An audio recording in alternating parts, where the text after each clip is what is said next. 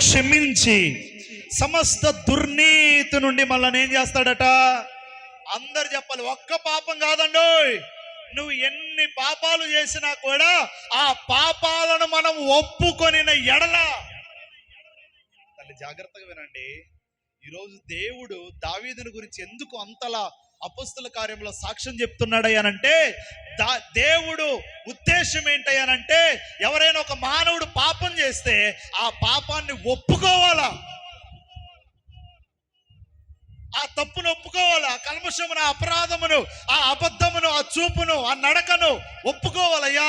నేను పొరపాటున వెళ్ళానయ్యా, పొరపాటున చేశానయ్యా, ఏదో తొందరలో చేశానయ్యా, తొందరలో మాట్లాడానయ్యా, తొందరలో తిట్టానయ్యా, తొందరలో గద్దించానయ్యా, నోరు జారానయ్యా, కోపంలో అన్నానయ్యా అని గనక ఎవరైతే ఒప్పుకుంటారో వారిచ్చే బలుల కంటే కూడా ఆ విరిగి నలిగిన హృదయముతో పశ్చాత్తాప పడేవారినే దేవుడు ఏం చేస్తాడు? లక్ష్య పెడతాడు. దేవునికి స్తోత్రం చేద్దామా? ఇంకొంచెం గట్టి చేద్దామా? మరొక వచనాన్ని మీకు చూపిస్తాను రండి. కీర్తనలో 34వ కీర్తన, 34వ కీర్తన 18వ వచనం చదువుతారా? 34:18, పేజీ నంబర్ 468. విరిగిన హృదయము గల వారికి యెహోవా ఆసన్నుడు, నలిగిన మనస్సు గల వారిని. చూడండి ఎంత చక్కటి మాటలో, వింటున్నారా తల్లులారా? ఇప్పుడు దావీదుని ఎందుకు దేవుడు అంతలా సాక్ష్యం ఇస్తున్నాడు? అంతలా పాపం చేసినా కూడా క్షమించాడు, అంతలా తప్పు చేసినప్పటికీ అంతలా ఏడిపించినా, అంతలా ఊరియాను చంపించినా, ప్రవక్త వచ్చినప్పుడు ఏమేరగానే బల్లిలా నటిస్తున్నా దేవుడు ఎందుకు క్షమించాడయ్యానంటే, దావీదు 51వ అధ్యాయాలు మనం చదువుకున్నాం కదా, ఆయన ఏం చేస్తున్నాడంట? అయ్యా, నువ్వు బలి కోరే దేవుడు కాదయ్యా, బలి కోరితే నేను ఎన్ని పశువులైనా, నాకు మందలే ఉన్నాయి, అవసరమైతే అనేక పశువులను కొనగలిగిన సామర్థ్యం, ఆస్తి నా దగ్గర ఉంది, ఎన్ని పశువులైనా తీసుకొచ్చి నేను నీకు బలి అర్పణిస్తా, కానీ నువ్వు కోరుకునేది బలి కాదు. ఏంటిది? విరిగిన మనస్సే, పశ్చాత్తాప మనస్సే నువ్వు కోరుతున్నావు. అందుకనే దావీదు ఏం గ్రహించాడు? దావీదు దేవుని యొక్క ఉద్దేశాన్ని క్యాచ్ చేశాడు, తెలుసుకున్నాడు. ఏం చేస్తున్నాడంటే తన తప్పును ఏం చేస్తున్నాడమ్మా? ఒప్పుకుంటున్నాడు. చదివాం కదా, మన పాపములను, లను అంటే సింగులర్ కాదు, లను అంటే ఒక్క పాపమే కాదు, ఎన్నున్నా కానీ వాటన్నింటిని మనం గనక ఒప్పుకొనిన ఎడల ఆయన నమ్మకస్తుడు కాబట్టి మన పాపములన్నిటినీ తొలగించి, మన దుర్నీతులన్నిటినీ తొలగించి, మన అతిక్రమములన్నిటినీ తొలగించి మనల్ని పవిత్రులుగా చేస్తాడట.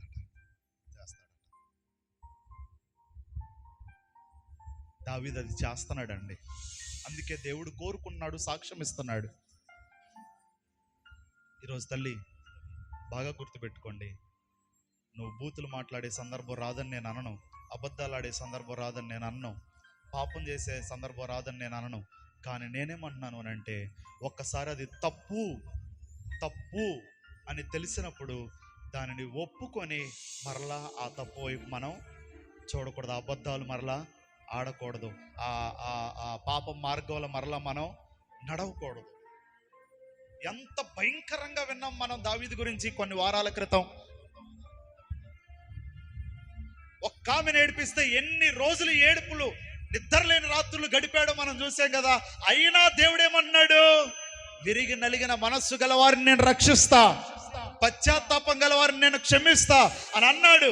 ఆ అన్న మాటను దావీదు జ్ఞాపకం చేసుకొని ఏం చేస్తా ఉన్నాడు అనంటే, పశ్చాత్తాపడి ఏడుస్తా ఉన్నాడయ్యా, నేను తప్పు చేశానయ్యా, నేను తప్పు చేశాను, తప్పే నాది, ఎక్కడో ఉన్న నన్ను తీసుకొచ్చి ఎక్కడ కూర్చోబెట్టావు, సిగ్గు లేనోళ్ళలాగా నేనే, భయం లేనోళ్ళలాగా నేనే తప్పు చేశానయ్యా, ఏడిపించానయ్యా, చంపించానయ్యా, మరి అన్నాడు ఇక తప్పు చేయనయ్యా, పాపం చేయనయ్యా అని చెప్పి దేవుని యొక్క సన్నిధిలో పశ్చాత్తాపపడే అనుభవంలోనికి దావీదు వచ్చాడు. దేవునికి స్తోత్రం చేద్దామా? ఇంకొంచెం గట్టి చేద్దామా? ఈరోజు నేను ఒక గొప్ప శుభవార్త చెప్తున్నా, మీకు వినండి. మన మన వెనకాల ఎంత ఘోర పాపం ఉన్నా సరే, ఆయన సన్నిధిలోనికి వచ్చి మోకాల్లోని కన్నీటితో ఒప్పుకొని మరలా ఆ తప్పు చేయకుండా ఉంటే అవన్నీ కొట్టివేయబడతాయి. దేవునికి స్తోత్రం చేద్దామా? ఇంకొంచెం గట్టి చేద్దామా? ఇక పూర్తిగా మార్పు చెందిపోవాలా, మారు మనసు రావాలా, పాత జీవితాన్ని వదిలిపెట్టాలా, పాత మాటలు వదిలిపెట్టాలా, పాత చూపులు వదిలిపెట్టాలా, పాత నడక వదిలిపెట్టాలి. ఇక ఒక ఎగ్జాంపుల్ చెప్తాను, మీకు బాగా వినండి. గొంగలి పురుగు ఎంతమందికి తెలుసు? ఈ కాలమే కదా, రైట్. గొంగలి పురుగు తెలుసా? అబ్బా భలేగా ఉంది గొంగలి పురుగు అని ఇట్లా చేతిలోకి తీసుకునేవారు ఎవరైనా ఉన్నారా?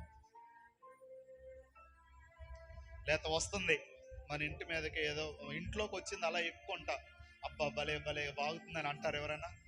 ఏం చేస్తారు? దాన్ని కిందకి తీసేసి బయటికి తీసుకెళ్ళి చంపేస్తారు. అంటే దాని యొక్క జీవితం గొంగలి పురుగుగా, లేకపోతే ఇంకా బాగా మీకు అర్థమయ్యే భాషలో చెప్పాలంటే బొచ్చు పురుగుగా ఉన్నప్పుడు దాన్ని ఎవరు ఇష్టపడరు, దాన్ని చూసి ఎవరు మెచ్చుకోరు, దాన్ని చూసి ఎవరు అది నాకు కావాలి, దాంతో నేను ఆడుకుంటా, అది నా ఇంట్లో ఉంటే బాగానే ఉంటుంది, దానివల్ల నాకేం ఇబ్బంది లేదు అన్నట్టుగా ఎవరు ఉండరు.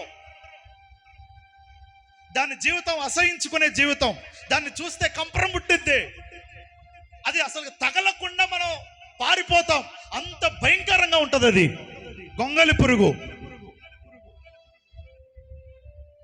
అయితే కొన్ని దినాల తర్వాత ఆ గొంగలి పురుగు ఒక గూడు పెట్టుకొని, ఆ గూడులో కొంతకాలం ఉన్న తర్వాత అది చీతాకోక చిలుకగా బయటకు వచ్చింది. బాగా వినండి మాట. ముందు అసహ్యమైన జీవితమే, ముందు కంపు జీవితమే, ముందు రోత జీవితమే. ఎవరు మన దగ్గరికి రావట్లే. మనం చేసిన తప్పులను బట్టి, మనం మాట్లాడిన మాటలను బట్టి, మన పాపాన్ని బట్టి, మన నడవడిని బట్టి ఇంట్లో భార్య, భర్త, పిల్లలు, తల్లిదండ్రులు, అత్త, మామ, ఇరుగు పొరుగు వారు, స్నేహితులు, బంధువులు అందరూ చేదరిస్తున్నారు, అందరూ దూరం పెడుతున్నారు. కానీ ఎప్పుడైతే దేవుని గుడిలోనికి వచ్చిన తర్వాత, ఎప్పుడైతే దేవుని మందిరంలోనికి వచ్చిన తర్వాత ఆ గొంగలి పురుగు ఎలాగైతే చంపుకుంటుందో, ఎలాగైతే తన పాత జీవితాన్ని అంతటిని, ఆ వెంట్రుకలంతటిని ఓడగొట్టుకొని ఒక స్వచ్ఛమైన, ఒక అద్భుతమైన, ఒక సౌందర్యమైన రూపములోనికి ఎలాగైతే తయారై చీతాకోక చిలుకగా బయటకు వస్తుందో, ఈరోజు దేవుని మందిరం రాకముందు మన జీవితం ఎంత భయంకరమైన పాపములో ఉన్నా కూడా దేవుని మందిరంలోనికి వచ్చి, ఆ గుడిలోనికి వచ్చి, ఆ గూటిలోనికి వచ్చి మన రోత జీవితం అంతా, మన మన మన మన పాపం అంతా వదిలించుకొని ఎప్పుడైతే దేవునిలో ఎదుగుతామో, చీతాకోక చిలుక లాంటి సౌందర్యాన్ని, అద్భుతమైన సాక్ష్యాన్ని దేవుడు నీకు నాకు ఇస్తాడు. దేవునికి స్తోత్రం చేద్దామా? ఇంకొంచెం గట్టి చేద్దామా? దావీదు చేసిన తప్పును బట్టి గొంగలి పురుగులా ఉన్నాడు. కానీ ఎప్పుడైతే నాతాను ప్రవక్త ద్వారా దేవుడు మాట్లాడాడో, వెంటనే తన జీవితాన్ని మార్చుకుంటున్నాడు, వెంటనే తన తప్పును ఒప్పుకుంటున్నాడు, తన చర్మాన్ని లేదా పాపపు జీవితాన్ని వదిలిపెట్టేస్తున్నాడు. వదిలిపెట్టేసిన తర్వాత దేవునికి ఇష్టడుగా తయారయ్యాడు. మళ్ళీ జన్మలో ఆ పాపం చెయ్యకూడదు అని ఒక మంచి నిర్ణయం తీసుకున్నాడు. చీతాకోక చిలుకగా తయారయ్యాడు. ఒక అద్భుతమైన విషయాన్ని నేను మీ ఎదుటికి తీసుకొస్తాను, రండి.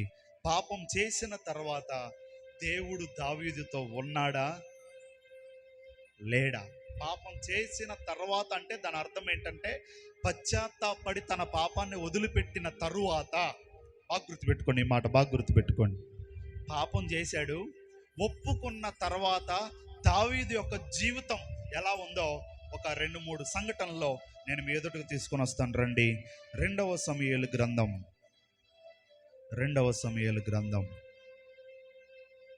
15వ అధ్యాయం 15వ అధ్యాయం పేజీ నంబర్ 265.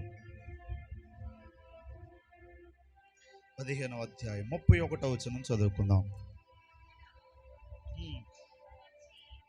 ఒకడు వచ్చి అబ్షాలోము చేసిన కుట్రలో అహీతోపేలు చేరి ఉన్నాడని దావీదునకు తెలియజేయగా, దావీదు, యెహోవా అహీతోపేలు యొక్క ఆలోచనను చెడగొట్టుమని ఏం చేశాడు? అందరు చెప్పాలి, ఏం చేశాడు? అందరు చెప్పాలి, ఏం చేశాడు? ప్రార్థన చేశాడు. 11వ అధ్యాయంలో పాపం చేశాడు. ఇప్పుడు మనం 15వ అధ్యాయంలోనికి వచ్చాం. బాగా వినండి, ఇక నా వైపు చూడండి. దావీదు మీద ఒక కుట్ర జరుగుతూ ఉంది. అమ్మ అందరు వినాలి, ఏం జరుగుతూ ఉంది? ఒక భయంకరమైన కుట్ర జరుగుతూ ఉంది. ఏంటి ఆ కుట్ర అయ్యానంటే, దావీదు కుమారుడే ఒకడు అబ్షాలోం, మనం విన్నాం ఆల్రెడీ. అబ్షాలోం అనేటువంటి ఒక కుమారుడు తనంతట తాను రాజైపోవాలనుకుంటున్నాడు. మా నాన్న తర్వాత నేనే రాజ్య పరిపాలన చెయ్యాలి అని అనుకుంటున్నాడు. మా నాన్న తర్వాత అధికారం నాకే రావాలి అనుకుంటున్నాడు. అనుకొని ఏం చేస్తా ఉన్నాడంటే, తండ్రి కుమారుడికి బాధ్యతలు అప్పగిస్తే అది వేరు, కానీ తండ్రి బాగానే ఉన్నాడు, తండ్రి రాజుగానే ఉన్నాడు. ఇంకా ఈ తప్పిదాలు చేయడం వల్ల కుటుంబంలో కొన్ని డిస్టర్బెన్స్ వచ్చేసి దావీదు కొంత నిరుత్సాహంలో బలహీనతలో ఉండగా తన కుమారుడే ఏం చేస్తా ఉన్నాడంటే దావీదు మీద కుట్ర పన్నుతున్నాడు. అంటే దావీదును రాజుగా తీసేసి నేను ఆ సింహాసనం మీద కూర్చోవాలి అనుకుంటున్నాడు. దానికి తోడు అహీతోపేలు అనేటువంటి ఒక మంచి సలహాదారుడు, ఒక మంచి వెన్నుముక లాంటి వ్యక్తి. దావీదుకి, అబ్షాలోముకి, అందరికీ కూడా ఆ కాలంలో అహీతోపేలు అంటే చాలా ఇష్టం.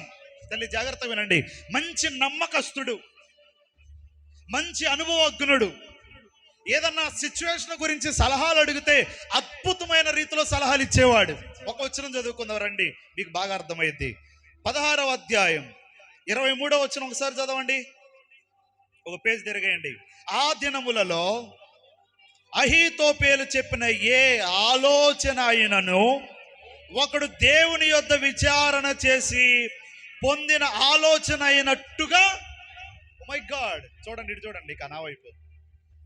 అహీతోపేలు అనేటువంటి ఒక వ్యక్తట ఎవరికన్నా ఏదన్నా సలహా ఇచ్చాడు అంటే ఆ సలహా ఎలా ఉండేదంట? ఒకడెళ్ళి దేవుని దగ్గర విచారణ చేస్తే దేవుడు ఎంత మంచి సలహా ఇస్తాడో ఈ అహీతోపేలు అనేటువంటి వ్యక్తి కూడా అలాంటి సలహాలు ఇచ్చేవాడట. అందుకని దావీదుకి ఇష్టం, ఆ ప్రాంత ప్రజలకు ఇష్టం, అధికారులకు ఇష్టం. ఎవరంటే, పేరు తిరగదా, ఎవరంటే ఈ అహీతోపేలు అనేటువంటి వ్యక్తి అంటే మంచి నమ్మకస్తుడు, మంచి యథార్థపరుడు, మంచి సలహాదారుడు. దావీదు అహీతోపేలు సలహా తీసుకొని ఎన్నో కార్యాలు చేశాడు. అతని కుమారులు కూడా అహీతోపేలు సలహాలు తీసుకునేవారు.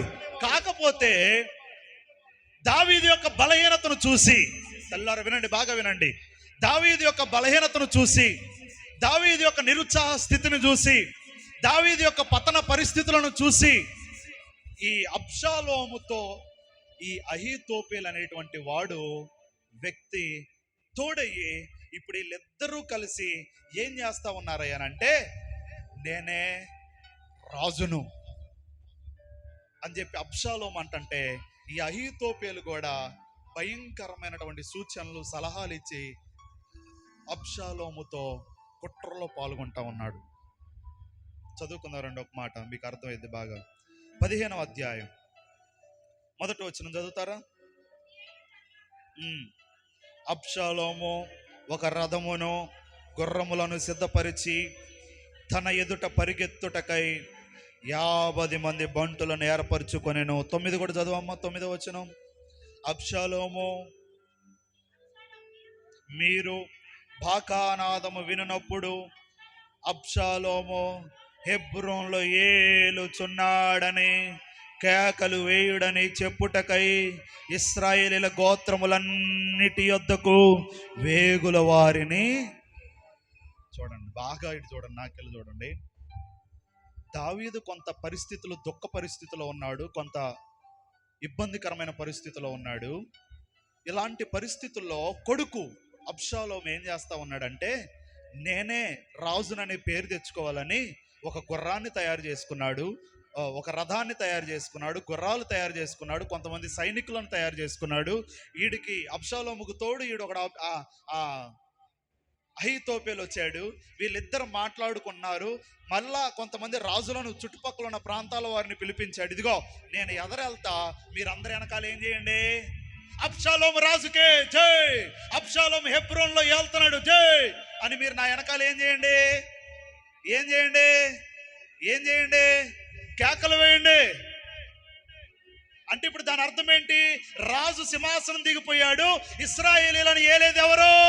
అబ్షాలోం.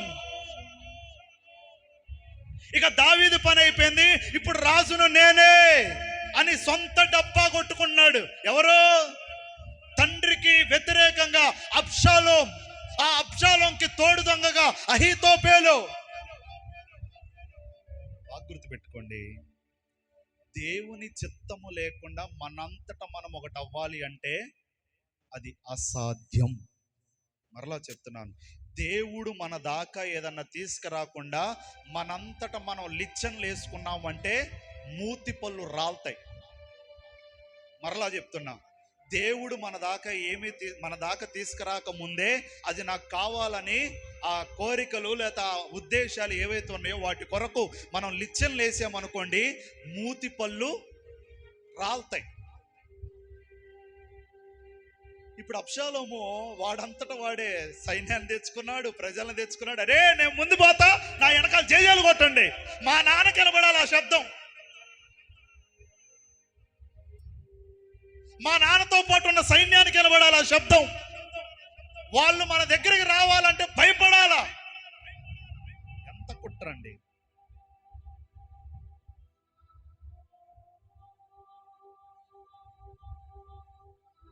అద్భుతమైన సత్యం చెబుతున్నాను వినండి. కుట్ర జరుగుతున్న పగ తీర్చుకోవాలనుకోవాలి దావీదు. సీతాకో చిలక అయిపోయాడు కదా అమ్మా, వింటున్నారా? ఇక సీతాకోక చిలకను చూస్తే పట్టుకోవాలనిపించింది, ఇంట్లో పెట్టుకోవాలనిపించింది. నిజమైన సీతాకోక చిలకలు ఉండవని కొంతమంది ఇళ్లలో ఏం చేస్తారో తెలుసా? ఆ గోళ్ల మీద సీతాకోక చిలక బొమ్మలు వేయించుకుంటారు. చూసారా? ఎవరిళ్లలోనైనా ఆర్ట్స్ వేస్తారు, మొక్క పెట్టిన దాని మీద సీతాకోక చిలకలతో బొమ్మలతో వేస్తారు రంగులుగా. అంటే ఇప్పుడు దావీదు యొక్క జీవితము ఆ 7 రోజులు ఉపవాస ప్రార్థనలో తనలో ఉన్నటువంటి అహంకారం, తనలో ఉన్న కోపం, తనలో ఉన్న ప్రతిదీ కూడా తొలగిపోయింది. ఒక స్వచ్ఛమైన సీతాకోక చిలకగా వచ్చాడు. తన మీద కుట్ర చేస్తున్నా కూడా, తన కొడుకే తన మీదకి వస్తున్నా, అహీతోపెలు తన మీదకి వస్తున్నా, దావీదు పేరు లేకుండా చేయాలని చూస్తున్నా, తనే సైన్యాన్ని తెచ్చుకొని రాజుగా జేజేలు కొట్టించుకుంటున్నా, దావీదు చేస్తున్న పనేంటో తెలుసా? దేవుని దగ్గరికి వెళ్ళి, అయ్యా యెహోవా, అహీతోపెలు చేస్తున్న కుట్రలు, కార్యాలు, క్రియలు, ఆలోచనలన్నీ తారుమారు చేయ్యా. దేవునికి స్తోత్రం చేద్దామా? ఇంకొంచెం గట్టి చేద్దామా? తల్లే బాగా గుర్తు పెట్టుకోండి, ఎవరైనా నీ మీద, నీ కుటుంబం మీద ఏదైనా అనాలోచన, ఏదైనా కుట్రలు జరుగుతూ ఉంటుంటే అసలు నువ్వు మాట మాట్లాడొద్దు, అసలు నువ్వు రియాక్ట్ అవ్వద్దు. దేవుని దగ్గరికి వెళ్ళు, దేవుని దగ్గర మొరపెట్టు, అయ్యా పలానా ఓడి ఆలోచనలను చెరుపు, అహీతోపెలు ఆలోచనలు చెదరగొట్టు, అహీతోపెలు ఆలోచనలు, అబ్షాలోము ఆలోచనలు తారుమారు చేయి అని దావీదు ఏం చేస్తున్నాడండి? ఏం చేస్తున్నాడు దావీదు? దావీదు ఏం చేస్తున్నాడు? ప్రార్థన చేస్తున్నాడు. ఆ అహీతోపెలుతో పాటు ఇంకొకడు ఉన్నాడు రాజు. ఆయన ఒక దావీదు గురించి అద్భుతమైన మాట చెబుతాడు. అసలు దావీదు ఎందుకు అంతలా ప్రార్థన చేస్తున్నాడో రండి చూద్దాం. రండి 17వ అధ్యాయం ఒకసారి పేజ్ తిప్పండి. 17వ అధ్యాయం 10వ వచనం ఒకసారి చదువుతారా? హూషై అనేటువంటి ఒక వ్యక్తి, ఆయన దగ్గరకు వచ్చి, అబ్షాలోం దగ్గరకు వచ్చి మాట చెప్తున్నాడు. నీ తండ్రి అబ్షాలోము, అహీతోపేలు, మీరు ఏదేదో అనుకున్నారు కదా, మీ తండ్రి అంటే ఎవరు? దావీదు. ఎవరు అనుకున్నారు? మహాబలాఢ్యుడనియు, అతని పక్షపు వారు అనగా అతని వెనకాల ఉన్నవారు ధైర్యవంతులనియు ఇశ్రాయేలీయులందరూ ఎరుగుదురు. సింహపు గుండె వంటి గుండె గలవారు సైతం. ఏమండో, దావీదు అంటే ఎవరనుకున్నారు? చేతగాని దద్దమ్మ కాదు. తల్లి ఇటనండి, బాగేనండి. తన మీద కుట్ర చేస్తున్నా, తన మీద దాడి చేయాలనుకుంటున్నా, దావీదు పేరు లేకుండా చేయాలనుకున్నా, పిరికి బందలా వెళ్ళి మూల దాంకునే రకం కాదు దావీదు. దావీదుని చూస్తే సింహపు గుండె గలవాడు సైతము దిగులు నొందుతాడట, భయపడతాడట, వణుకుతాడంట. అంత ధైర్యశాలి.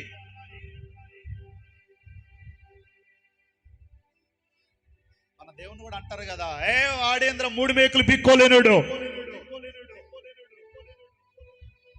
అనిల్ అంటారు. దావీదు కూడా చేతగాని వాళ్ళ కాదు. గుండె, సింహపు గుండె కలిగిన, ధైర్యం కలిగిన వాడు తన ముందుకు వచ్చినా దిగులు పడతాడట, భయపడతాడట, వణుకుతాడంట. అంత ధైర్యశాలి అయినప్పటికీ కూడా చేతాకోక చిలుకగా తయారయ్యాడు. కాబట్టి ఎవరికి హాని చేయడు, ఎవరు చేదరించుకునేలా చేయడు. అవసరమైతే చేతాకోక చిలుక నా ఇంట్లో ఉండాలని అనుకుంటారు తప్ప ఇది నా ఇంట్లోకి ఎందుకు వచ్చిందే అని అనుకోరు ఎవరు. అలా దావీదు కూడా ఏం చేస్తా ఉన్నాడంటే, అబ్షాలోము, అహీతోపేలు దావీదు మీద కుట్ర పన్నుతా ఉన్నప్పుడు దావీదు చేస్తుంది ఏంటనంటే, యుద్ధానికి వెళ్ళలే, నువ్వెందుకురా, నేనున్నాను కదా తండ్రిని అని అబ్షాలోమును ఒక మాట అనలేదు.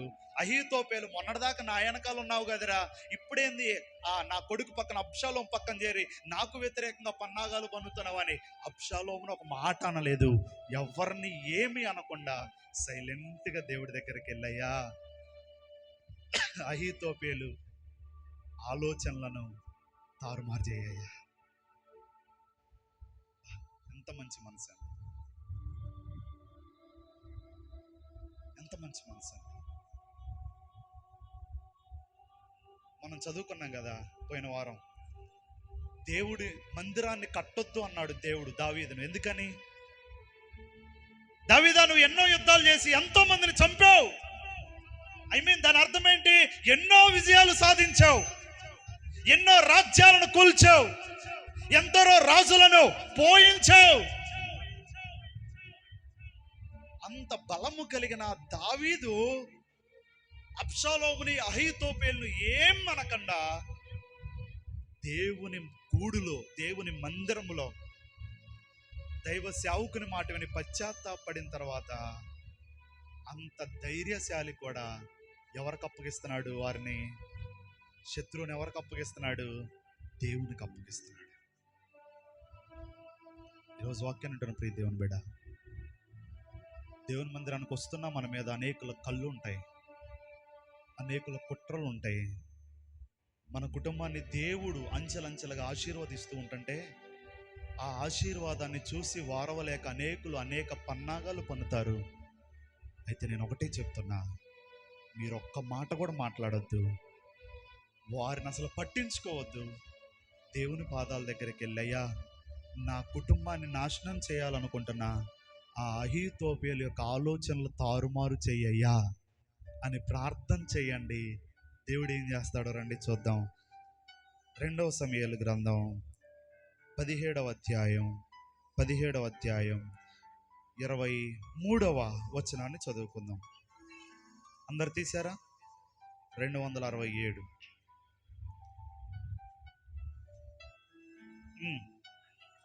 అహీతోపేలు తాను చెప్పిన ఆలోచన జరగకపోవుట చూచి ఒక గాడిదకు గంత కట్టి ఎక్కి తన ఊరునున్న తన ఇంటికి పోయి తన ఇల్లు చక్కబెట్టుకొని ఉరిపోసుకొని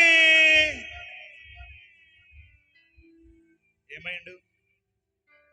ఉరేసుకొని ఏమైండు? ఇటేనండి తల్లారా. ఉరేసుకొని ఏమైండు? దావీదు చంపాడా? దావీదుకి ధైర్యం లేదా చంపడానికి? వెళ్ళి ఒక్క ఏటు ఇసిరితే దెబ్బకి గులకరాయితో గొల్లియాతును చంపినాడు. గులకరాయితో గొల్లియాతును చంపినాడు. అహీతోపెలును చంపడం పెద్ద లెక్క కాదు. అబ్షాలోమును చంపడం పెద్ద లెక్క కాదు. దేవునికి అప్పగించాడు. దేవుడు ఏం చేశాడు? వాళ్ళ ఇంట్లో వాడే ఊరేసుకొని చచ్చేలా చేశాడు. శత్రు ఆలోచనలే కాదు, వాడే దావీదు ముందు లేకుండా చేశాడు. దేవునికి స్తోత్రం చేద్దామా? రెండు చేతుల పైకెత్తి చేద్దామా? దేనివల్ల? చేతాకోక చిలుకలా తయారైపోయి శత్రువులు ఎంతగా ఎన్ని రకాలుగా బాధ పెడుతున్నా, నాదే రాజ్యము, నేనే, ఆయనదేం లేదక, దావీదేం లేదక, అంతా నేను చెప్పినట్టే, నా ఆలోచనే, నా చిత్తమే, నా మాటలే, నేను చెప్పినట్టే నడవాలి అని కుట్రలు పన్నుతున్నా దావీదు మౌనంగా చేతాకోక చిలుక వలె దేవునికి ఇష్టంగా బ్రతుకుతా ఉన్నాడు. అందుకని దేవుడు ఏం చేశాడంటే, అబ్షాలోము ఆల్రెడీ చచ్చిపోయింది, మనం నేర్చుకున్నాం. ఎట్ట చచ్చిపోయాడు అబ్షాలోము? ఆకాశానికి భూమికి మధ్యలో వేలాడుతూ చచ్చిపోయాడు. ఈ కొడుకును కూడా వదిలిపెట్టలేదు దేవుడు.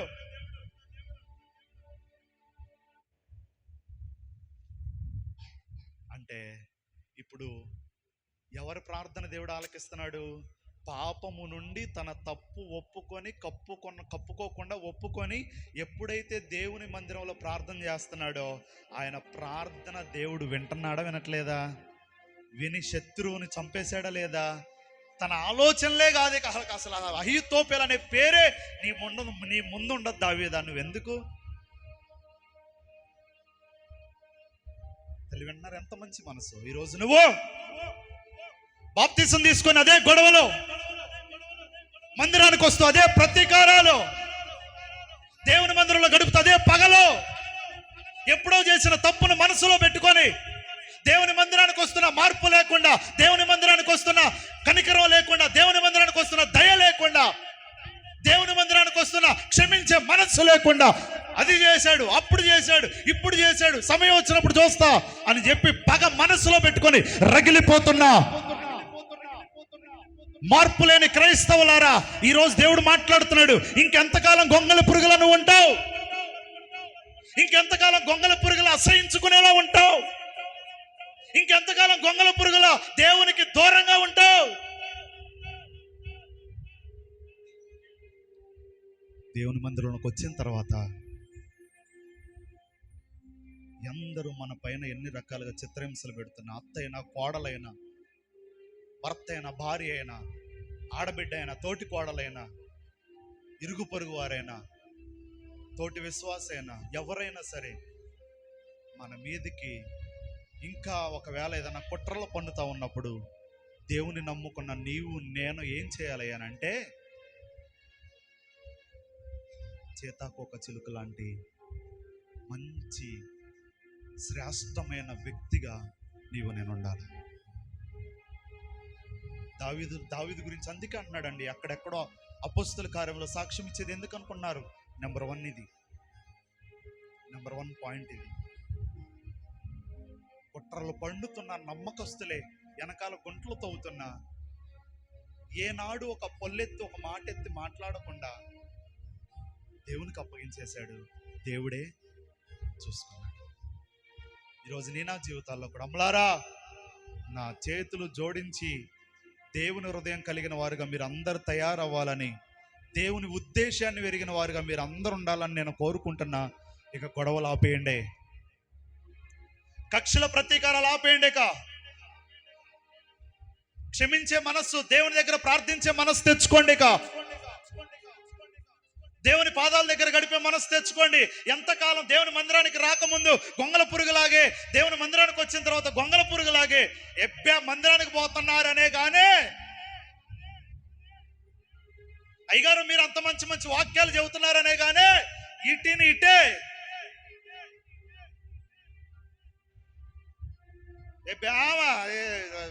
బైబిల్ పట్టుకొని పోయింది కానీ ఏం లేదు, ఆయన బైబిల్ పట్టుకొని పోతారు కానీ ఏం లేదు.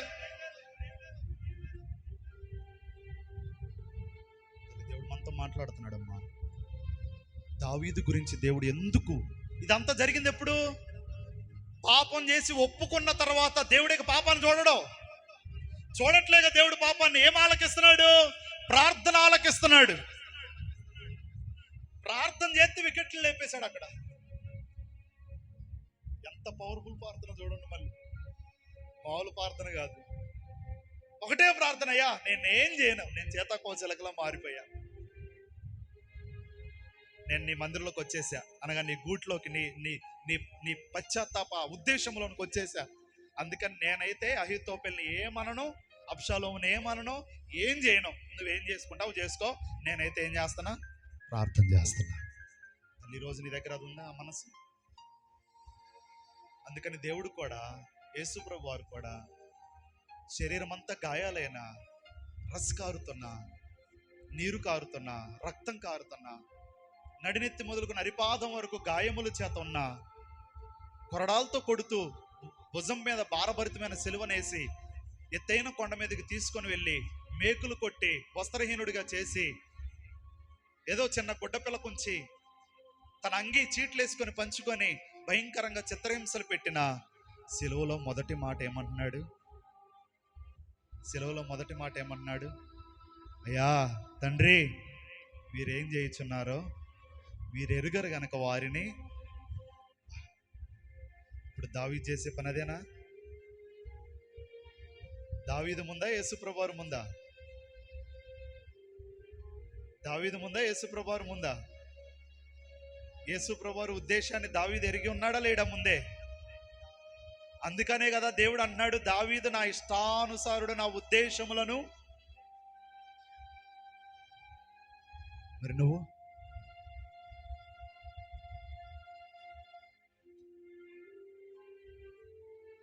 తల్లి, నువ్వు దేవుని మందిరానికి వస్తున్న నువ్వు వదిలేయండి. ఇక ఈరోజు మన మీద ఎంత కుట్రలు బన్నుతున్నా నీ చేతనైతే వెళ్ళి నమస్కరించు, ప్రైజ్ లార్డ్ చెప్పు. ఒకవేళ వారు నీ వైపు చూడట్లేదా, మొహం చాటేసుకొని వెళ్తున్నారా, ప్రార్థన చేయి. ప్రార్థన చేయి. అయ్యా వారి ఆలోచనలు, వారి ఉద్దేశాలు, వారి తలంపులు ఏవైతే ఉన్నాయో వాటన్నింటి నుండి నువ్వే చూసుకో, నువ్వే ఇడిపించు. నాకు రక్షణ నువ్వే దయచేయి. నా వల్ల ఇద్ది, నేను మగతనం చచ్చినోండి కాదు, నా వల్ల ఇద్ది. దేశాల్ని వణికించినోండి నాకు తెలుసు అది. కానీ నేను ఇక పోను, ఇక చేయను, ఇక మాట్లాడను, ఇక తిట్టను, ఇక ఏం చేయను. పనంతా ఎవరిది? పగ తీర్చుకునే సమయం ఎవరిది? న్యాయం చేసే సమయం ఎవరిది? నీదే అని చెప్పి దేవుడికి అప్పగించాడు దావీదు. ఈరోజు నీవు నేను కూడా తల్లి, దేవుడు మనందరితో మాట్లాడుతున్నాడు. ఇంకా చాలా ఉందలే కానీ ఒక పాయింట్ అయిపోయింది, మిగతాది వచ్చే వారం మనం ధ్యానం చేసుకుందాం. శుద్ధ హృదయం కలిగిన తర్వాత అందరూ ఎన్ని రకాలుగా కుట్రలు పన్నినా కూడా ఇక మన నోటి నుండి ఏం రాకూడదు.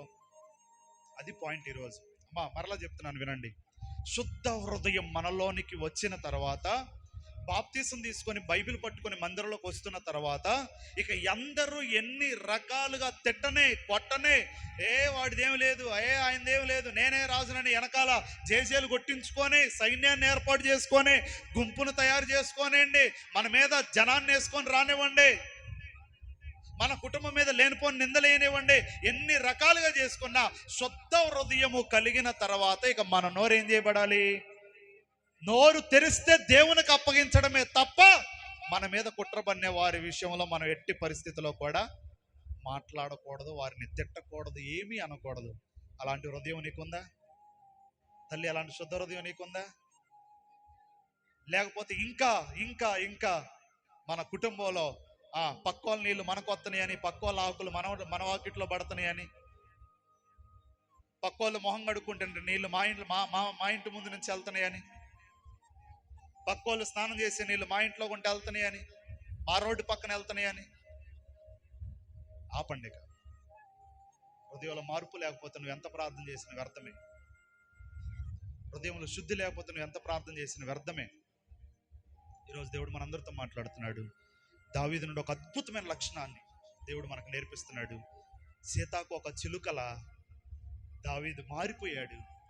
మారిపోయిన తర్వాత ఎన్ని రకాలుగా ప్రయత్నాలు, తన ఇంటి వారి నుండే శత్రుత్వం, తన నమ్ముకున్న వారి యొద్ద నుండి శత్రువులు లేస్తున్నా కూడా దేవునికి అప్పగిస్తున్నాడు. ఈరోజు నీవు నేను కూడా అలా తయారవుదాం.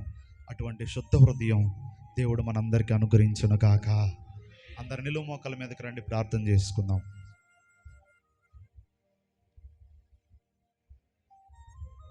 తల్లి, నీ మనసులో ఎవరున్నారు? ఇప్పుడే వెళ్ళు. ప్రార్థన అయిపోగానే ఒకళ్ళ మందిరంలోనే ఉన్నారా? ఉండే ఉంటారు. వారు చేయబట్టుకుని నన్ను క్షమించు, ఇంతకాలం నీ మీద పగ తీర్చుకోవాలనుకున్నాను, ఇంతకాలం నీ మీద కక్ష సాధింపు చేయాలనుకున్నాను, ఇంతకాలం నిన్ను ఏడిపించాలనుకున్నాను, ఇంతకాలం నీకు హాని కలిగించాలనుకున్నాను, ఇంతకాలం నీ గురించి చెడ్డగా మాట్లాడాను, ఇంతకాలం నీవు చేసిన పాపాన్నే పదే పదే పదే పదే పదే పదే పదే ఏలెత్తి చూపాను. తప్పైంది నాది, నన్ను క్షమించమ్మా. భార్య నన్ను క్షమించు, భర్త నన్ను క్షమించు, తోటి విశ్వాసి నన్ను క్షమించు. లేకపోతే నీ ఇంటి వారు, తోటి కోడలైనా, నీ అత్తైనా, కోడలైనా, భర్త అయినా, బావగారైనా, మరిదిగారైనా, తోటి కోడలైనా, ఆడబిడ్డైనా, ఇరుగు పొరుగు వారైనా, ముఠాలో వారైనా, పనిచేసే దగ్గర కొలీగ్స్ అయినా, చదువుకునే దగ్గర స్టూడెంట్స్ అయినా, ఎక్కడ మనకు శత్రువులు ఉండటానికి వీల్లేదు, ఎక్కడ వారిని శపించడానికి వీల్లేదు, ఎక్కడ వారిని మాటెత్తి తిట్టడానికి వీల్లేదు. ఒక మంచి నిర్ణయం తీసుకు ఈరోజు.